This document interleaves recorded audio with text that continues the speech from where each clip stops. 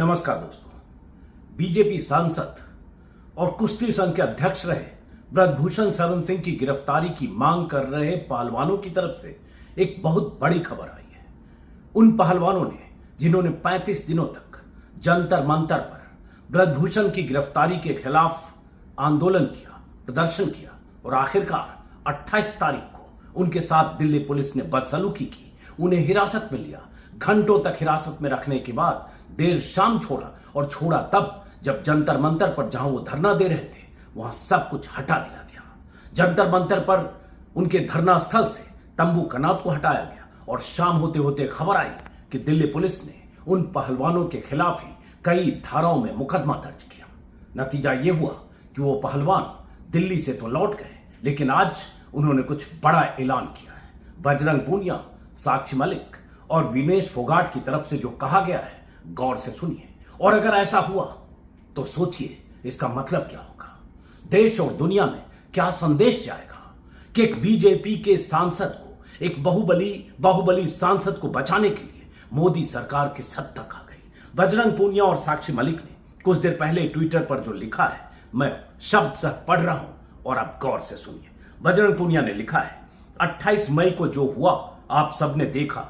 Police ने हम लोगों के साथ क्या व्यवहार किया, हमें कितनी बर्बरता से गिरफ्तार किया।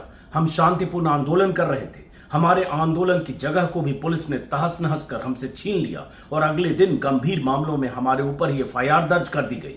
क्या महिला पहलवानों ने अपने साथ हुए यौन उत्पीड़न के लिए न्याय मांगकर कोई अपराध किया है? पुलिस और तंत्र हमारे साथ अपराधियों जैसा व्यवहार कर रही है, जबकि उत्पीड़क खुली सभाओं में हमारे ऊपर फब्तियां कस रहा है। टीवी पर महिला पहलवानों को असहज कर देने वाली अपनी घटनाओं को कबूल करके उनको ठहाकों में तब्दील कर रहा है। यहां तक कि पॉक्सो एक्ट को बदलवाने की बात सरेआम कर रहा है। हम महिला पहलवान अंदर से ऐसा महसूस कर रही हैं कि इस देश में अब हमारा कुछ बचा नहीं है। हमें वे पल याद आ रहे हैं जब हमने ओलंपिक वर्ल्ड चैंपियन में मेडल जीते थे। ये साक्षी मलिक और विनेश फोगाट की तरफ से ट्विटर पर लिखा गया, लेकिन ऐलान क्या है वो ज्यादा अहम है। गौर से सुनिएगा।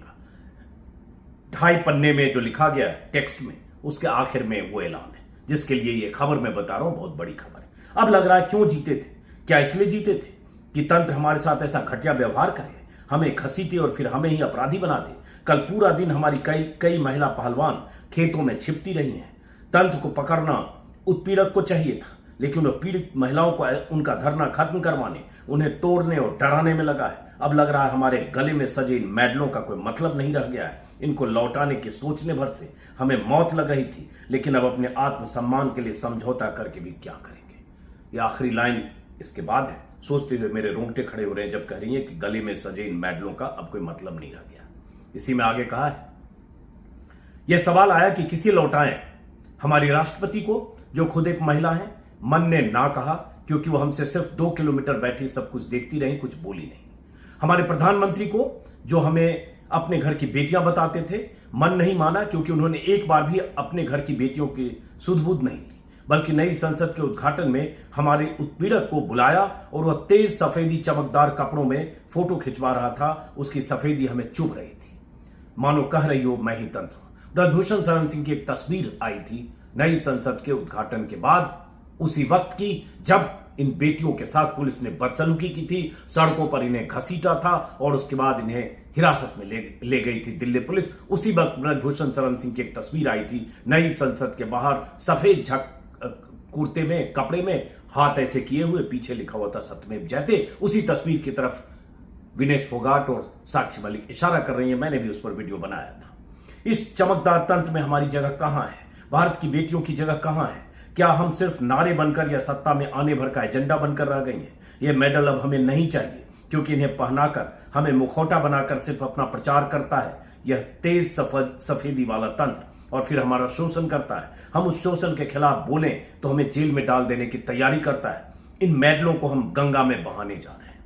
अब ये मेडल गंगा में बहाने की बात वो बेटियां, वो पहलवान कर रहे हैं। जो ओलंपिक मेडल है, जो कॉमनवेल्थ गेम्स में मिला, जो एशियाई गेम्स में मिला, जो नेशनल गेम्स में मिला, वो मेडल अगर ये गंगा में बहाने का ऐलान कर रही हैं, और अगर गंगा में बहा दिया तो सोचिए कितने कलंक की बात होगी। आगे सुनिए।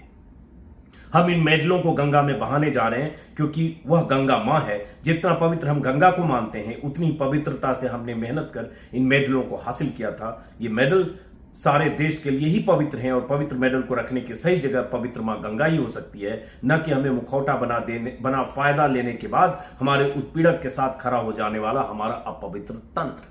उत्पीड़क मतलब ब्रजभूषण शरण सिंह, जिसकी तस्वीर नई संसद के बाहर मुंह चिढ़ाती हुई तस्वीर आई थी जब इन बेटियों के साथ सड़क पर बदसलूकी हो रही थी, हाथापाई हो रही थी, सड़क पर गिराकर घसीट कर इन्हें पुलिस हिरासत में ले जाया गया।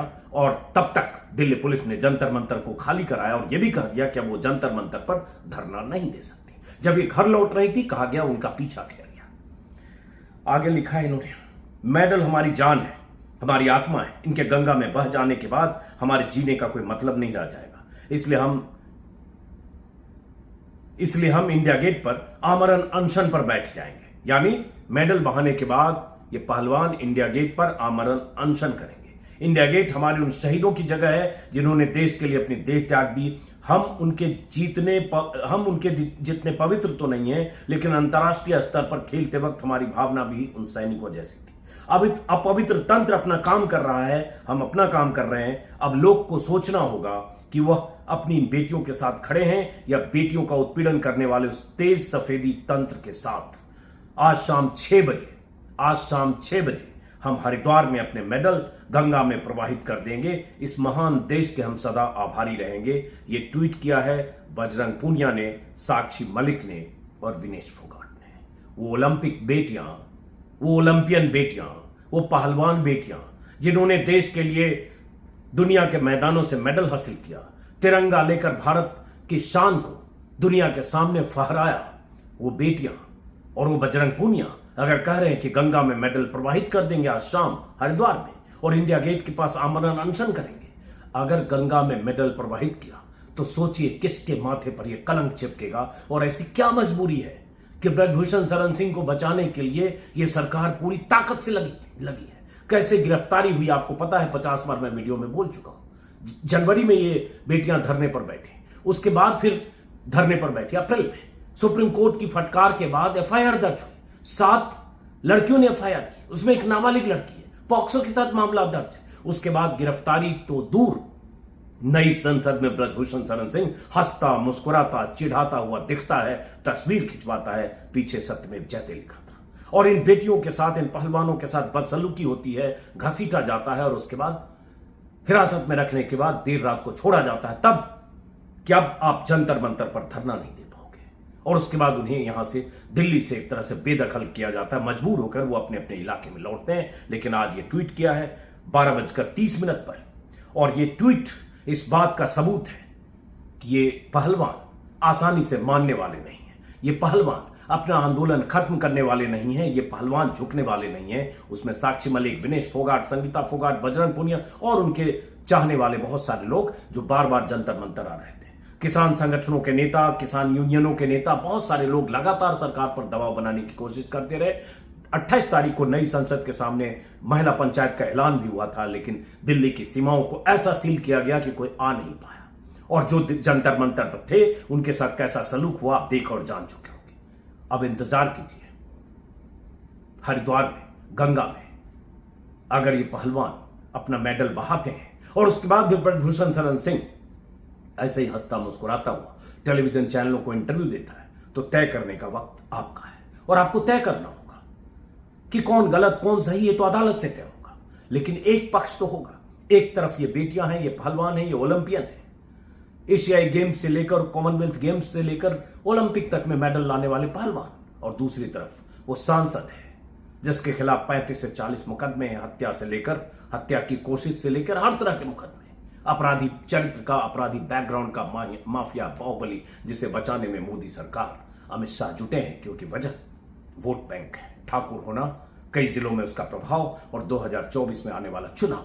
लेकिन अब चुनने का वक्त है कि इन पहलवान बेटियों, इन पहलवानों के साथ या ब्रजभूषण शरण सिंह के साथ सरकार क्या करेगी, ये देखना होगा। फिलहाल इस वीडियो को खत्म करते हैं, फिर मुलाकात होगी। यह खबर चिंताजनक है। मैं नहीं चाहूंगा कि ऐसी नौबत आए कि इन पहलवानों को अपने मेडल गंगा में बहाने पड़े। अभी भी वक्त है प्रधानमंत्री मोदी के लिए और अमित शाह के लिए कि बात करें, संवाद करें। इन्हें बुलाएं, अपने उसी बंगले पर प्रधानमंत्री मोदी बुलाएं जिस बंगले पर विनेश फोगाट और साक्षी मलिक और बजरंग पूनिया से प्रधानमंत्री मोदी ने संवाद किया था। विनेश फोगाट को बेटा विनेश कहकर बात की थी। उसी बंगले से 2 किलोमीटर दूर 35 दिन तक ये बैठे रहे। गर्मी में, बारिश भी हुई, धूप, और उसके बाद तंबू कनात उखाड़ कर भेज दिया गया। सुनने को तैयार नहीं। तो अब क्या प्रधानमंत्री को इंतजार है कि मेडल गंगा में बहा दें? हमें भी इंतजार है कि क्या प्रधानमंत्री की चुप्पी टूटती है या तमाशबीन होकर देखते हैं उस सांसद को बचाने के लिए जो उनके लिए इन बेटियों की तुलना में ज्यादा मायने रखता है। फिलहाल इस वीडियो को खत्म करते हैं, फिर मुलाकात।